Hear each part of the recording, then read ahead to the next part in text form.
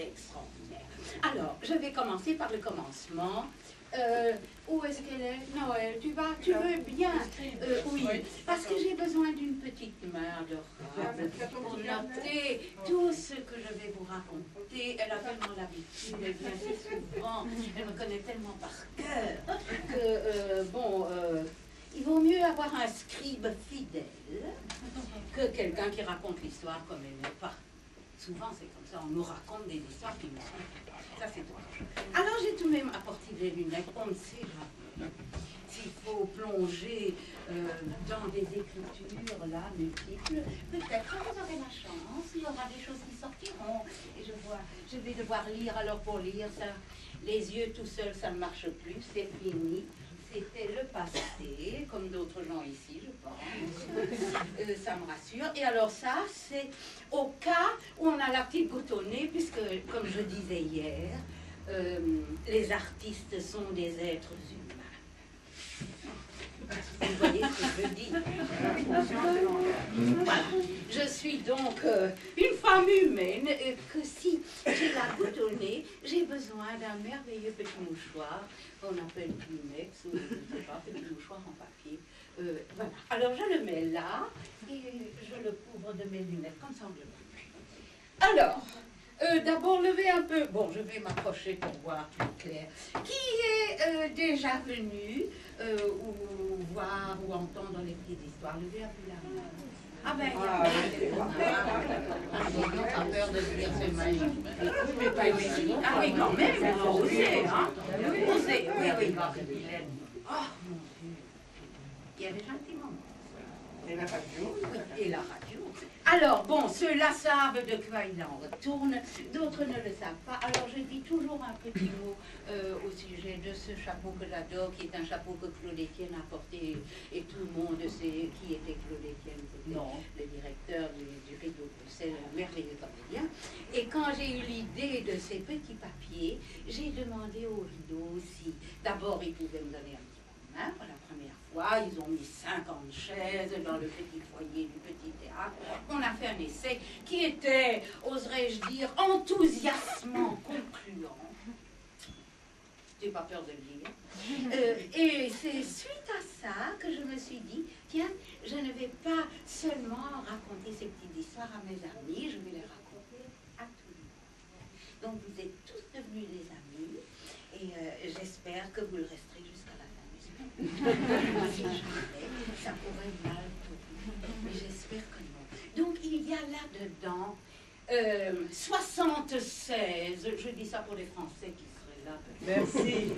76, non, 73, soyons honnêtes, 73 petits papiers, et chaque petit papier a une histoire.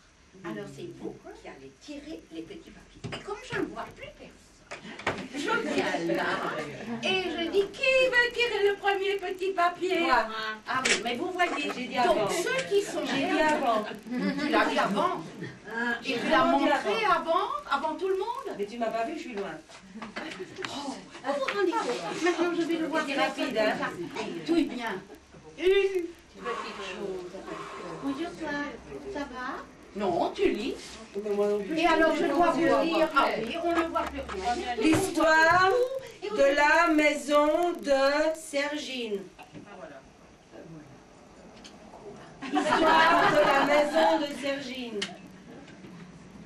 C'est terrible. C'est pas de ma faute, hein? Non, ce n'est pas de ta faute. On commence hard. Very, very hard. Bon, merci ma chérie, tu es merveilleuse, tu as une main Je heureuse. fais des papiers. Hein, c'est pour toi, c'est pour ta vitrine, parce que je dois le dire, les petits papiers appartiennent à ceux qui les tirent. Parce que je dis toujours, c'est une parenthèse, mais je le dis à chaque fois, parce que j'y tiens énormément. Ces petits papiers doivent aller dans une vitrine que vous avez, ou alors un mur, vous avez bien un mur. Ah, tout le monde a un mur, quelque part. Et quelque part, tout le monde a une punaise. Alors, avec un mur et une punaise, on s'en tire très bien. On punaise le petit papier, on le garde jusqu'après ma mort, et après, on va dans la rue en disant « Moi, j'ai assisté à ça, voilà un petit papier, c'était le pauvre petit femme qui nous a raconté ça et ça et ça. Donc j'offre les petits papiers. Voilà, vous pouvez partir avec. Le second. Vous voulez le second? Bon, on va commencer par le premier. Alors, ma petite chérie qui est là-bas, bien cachée, mais je la vois, a donc tiré la maison de Sergine. Là, il faut que je m'assieds une seconde parce que c'est très, très émouvant comme histoire. Bon, je me suis assise, je ne suis plus émue et je vais vous la raconter. J'avais, malheureusement, elle n'est plus là, une amie qui est devenue ma meilleure amie. Et un jour, cette femme me dit, tu sais, je vais avoir un petit bébé, je voudrais bien que tu sois la marraine. Je n'étais déjà plus très très jeune. Et j'ai dit, écoute, c'est vraiment très gentil, mais cet enfant va être grand et moi je serai vraiment très âgée. Elle me dit, non, tu ne seras jamais très âgée, c'est très bien, je veux que tu sois la marraine. Bon, donc j'ai un filleul que je ne vois plus pour le moment parce que nous sommes tous occupés, mais il existait. Donc cette Sergine, qui était ma meilleure amie, m'a dit un jour, tu sais, si on trouve une maison, toutes les deux, ce serait chouette d'habiter dans la même maison. Je dis oui, pourquoi pas? Ah, c'est une bonne idée, on s'aime tellement, on s'entend si bien, et puis avec le petit enfant qui va venir et tout ça. Et un jour, elle me téléphone et elle me dit, tu sais quoi, je crois que j'ai trouvé la maison de nos rêves. Oh, je me dis, c'est pas vrai, la maison de nos rêves. Je dis, Jacques, où est-ce qu'elle se trouve? Pas très loin de chez moi, me dit-elle. D'accord. Je saute dans ma voiture, j'arrive chez elle, à Laken. Et je dis, on prend la voiture, elle me dit, non, on va aller à pied. C'est pas loin, c'est derrière moi. Très bien, je descends la voiture, on s'en va, on traverse le boulevard, et on tourne une petite rue, elle me dit, tu sais quoi, je ne vais pas te dire où elle est pour voir si tu peux la trouver, parce qu'elle savait que j'avais, comme ça, des pressentiments, et enfin bon, parfois je sens des choses très étranges, ou bien très fragiles. Enfin bon, elle me dit, bon, on va voir si tu la retrouves là. Bon, ça va, on est dans la rue, je regarde à droite, à gauche. Bien sûr, je dis, c'est passé là, c'est passé là. On avance, puis il y a un beau mur, un beau vieux mur. Ça, je traîne ma main sur le mur. J'y vais. Quel beau mur. Elle me dit, oui, c'est un beau mur. Et on tourne, on arrive sur une adorable petite place. Et voilà, je vais vous montrer ça. Tourne ici, voilà. On longe le mur, on tourne, on arrive devant la cause. Je le fais là, puisque sans quoi je vous tourne le dos et que là, c'est foutu, vous ne verrez plus rien. Donc, on arrive devant une grille énorme et un magnifique jardin. Tout à fait en pagaille, pas soigné depuis 50 ans, de hautes herbes et un marronnier extraordinaire. C'était à l'époque où le marronnier fleurit, le marronnier là avec des fleurs toutes blanches, fabuleux.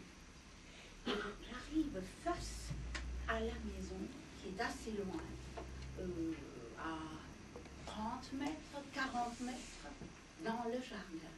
Une jolie maison ancienne, avec un toit pas très haut, un peu comme ça, et un œil de bœuf au centre. Vous voyez ce que je veux dire? Comme ça, un œil de bœuf, puis une porte au centre, deux fenêtres là, une ou deux fenêtres là. Ça, je me souviens. Très belle maison, délabrée, vide, inhabitée depuis un siècle. Ça se sentait. J'arrive devant la grille, la prends comme ça. Et il se passe quelque chose, je ne pourrais pas décrire, qui est sans doute comme un coup de foudre à l'envers. Quelque chose qui m'est entré dans la tête, dans le cœur. Et je me suis sentie fascinée par la vie. Et je me disais, à l'instant même, ça, cette maison, il me la faut, je la veux. J'étais accrochée comme ça. Je la veux, elle a raison, c'est merveilleux, c'est là où je veux vivre, là, et je n'entendais plus rien. Vaguement, elle me parlait, je ne comprenais pas ce qu'elle me disait. Tout le temps, je me disais, je veux la maison, c'est celle-là que je veux. Comment faire? Il me la faut. Bon. Avec un temps mort, comme ça, derrière, plus rien n'existait, plus rien, plus rien. Et je l'entends qui me parle. Elle me tire par le bras, je ne voulais pas partir.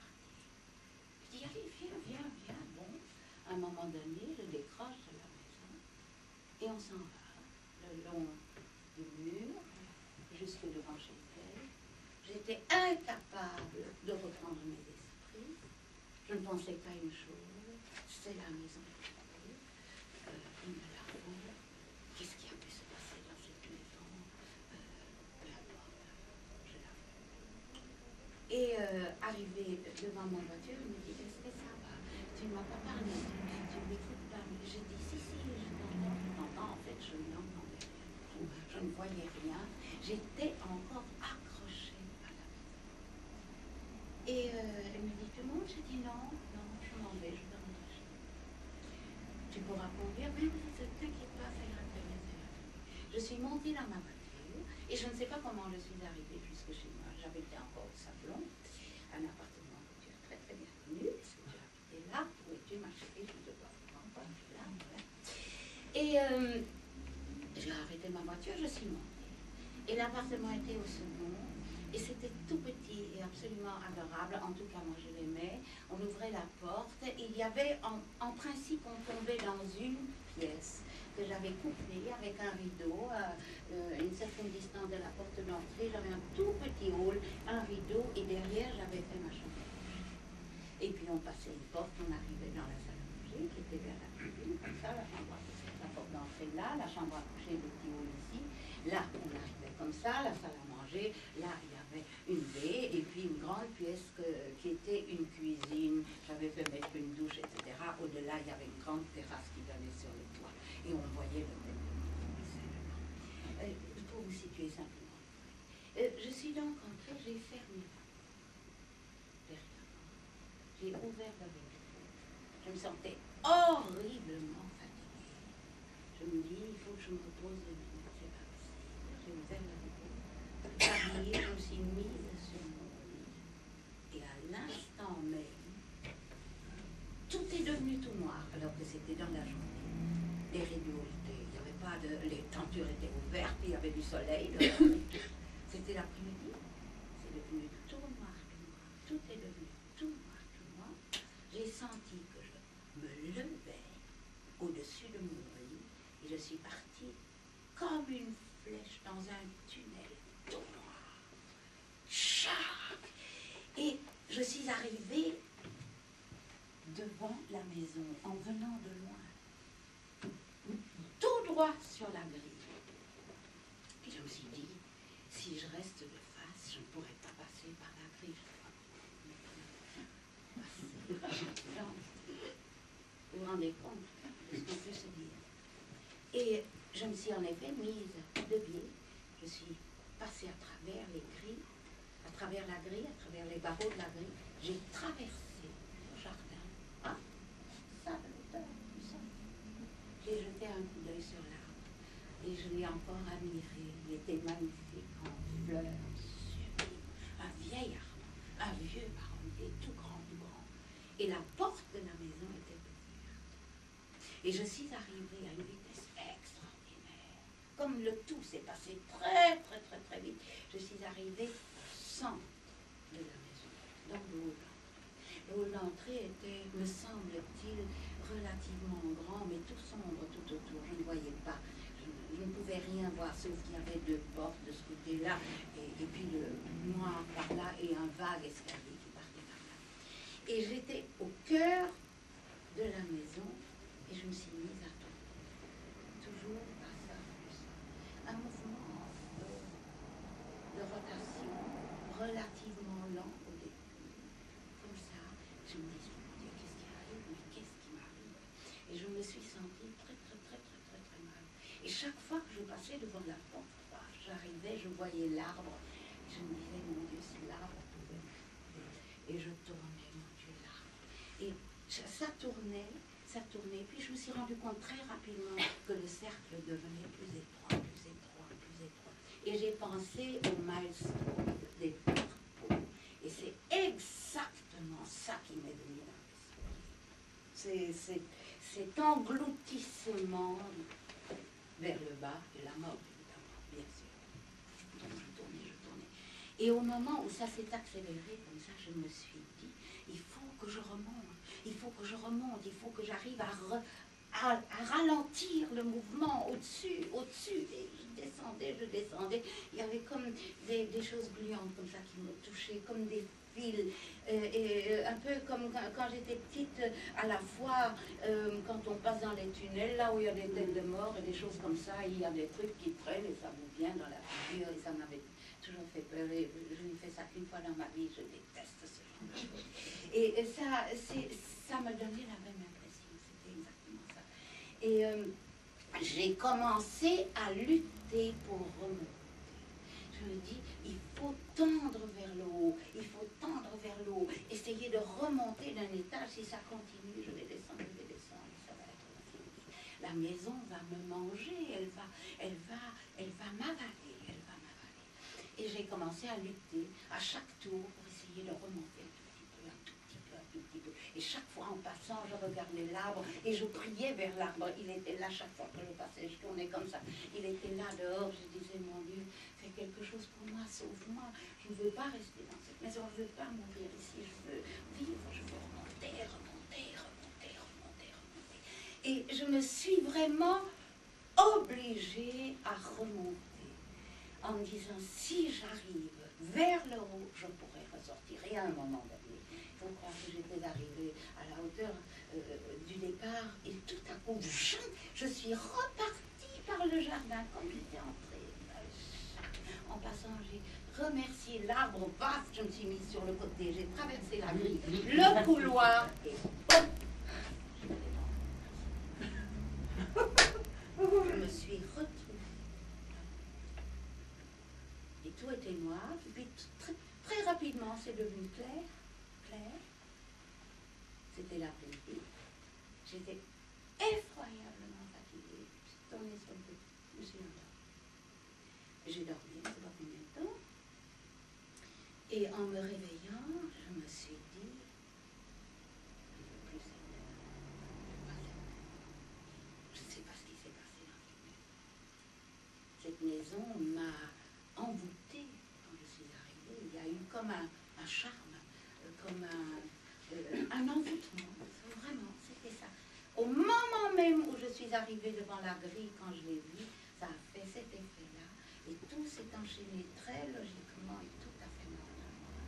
Et quand je me suis réveillée, j'ai enlevé la maison de mes pensées. Je me suis dit, c'est une maison néfaste. Il y a peut-être eu un mort dans cette maison, un assassinat, il y a eu un drame dans cette maison. Je ne veux pas. Et bon, je travaillais encore à Neuchâteau, je donnais un cours à Neuchâteau, c'était avant 80. Et il y avait à Neuchâteau un Indien qui donne des cours de yoga, mais les cours déjà un peu en haut, pas le cours des débutants. Il était avec des gens qui avaient déjà fait du yoga. Il était magnifique, il s'appelait Sri Bashya. Et je lui ai raconté l'histoire, on mangeait ensemble, tous les profs et tout ça. Je lui ai raconté l'histoire. Et il m'a dit, écoute, c'est extraordinaire ce que tu me racontes, parce qu'il y a de ces gens chez nous qui ont l'art de sortir de leur corps, qui ont une technique pour sortir de leur corps. Normalement, on ne peut pas faire ça, ça n'arrive jamais. Si on ne sait pas comment réintégrer son corps, 9 fois sur 10, on vous trouve là. On ne sait pas pourquoi. Mais si on ne peut pas réintégrer son corps, c'est la mort. Il me dit, et tu as fait ce qu'il fallait tout à fait instinctivement pour remonter à la surface et rentrer dans ton corps. Il dit, c'est formidable, mais c'était un accident.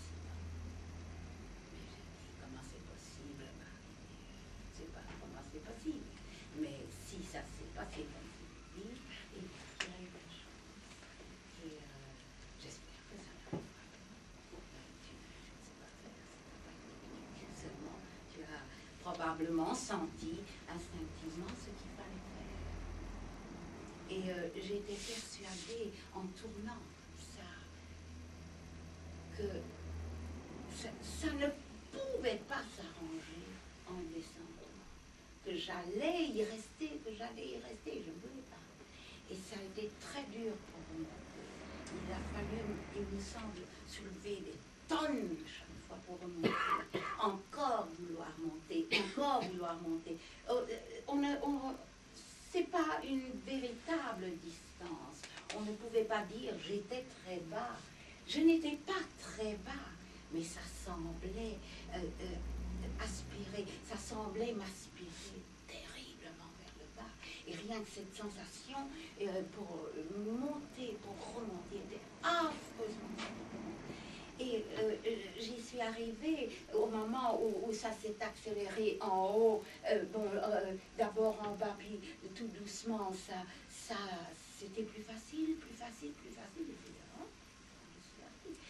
Et je suis restée dans cet état jusqu'à la maison. Je me suis endormie. Et puis quand je suis arrivée, c'était fini. Et on n'a plus jamais parlé de la maison. Et j'y suis retournée longtemps après. Je savais où elle était. Je l'ai retrouvée. Et elle avait complètement changé. J'y suis retournée, pas tout de suite, quelques années après. Et elle avait été vendue. Le jardin avait été nettoyé. L'arbre y était toujours. Et la maison était transformée. Bon, c'était la même structure, mais c'était habité. Elle n'avait plus aucun charme pour moi. Elle ne dégageait plus rien. Rien. Je suis restée devant, j'ai regardé, et puis c'est tout. Et voilà. Ça, c'était l'aventure de la maison de Sergi. Et je ne peux pas mieux expliquer que ce que je raconte là. Et je ne peux dire qu'une chose, c'est que ça m'est arrivé, que c'est vrai.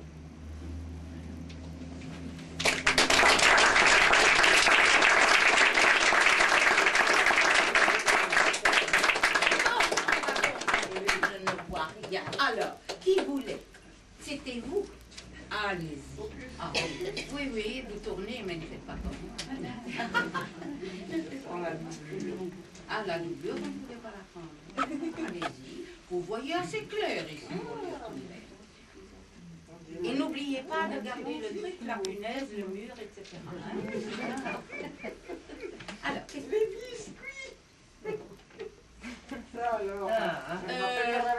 Jacqueline, tu es là? T'as entendu les biscuits?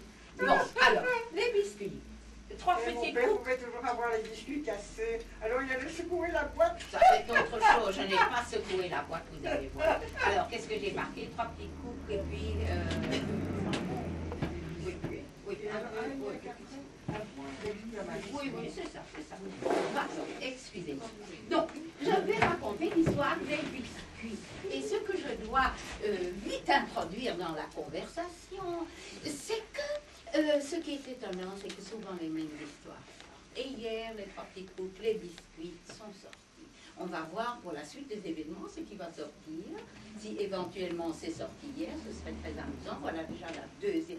La deuxième histoire est une de celles qui est sortie hier. Donc je vais vous raconter l'histoire des biscuits. Alors, j'avais une maison à Flobec que j'adorais. J'avais une amie aussi que j'ai perdue de vue depuis longtemps. Et un jour, nous allons à Flobec dans ma maison. Et à côté, j'avais un voisin que j'adorais qui s'appelait François. Je peux bien dire son nom, c'est pas grave. D'habitude, quand c'est vraiment très grave, je ne dis pas les noms parce que c'est pas la peine de les retrouver. Ne faites pas le chemin pour aller à Flobec, pour François, etc. Il y a longtemps de ça. Et puis si vous le retrouvez, c'est sûrement plus tellement. Mais ça ne fait rien. Bon, donc on va dire bonjour à François, elle et moi.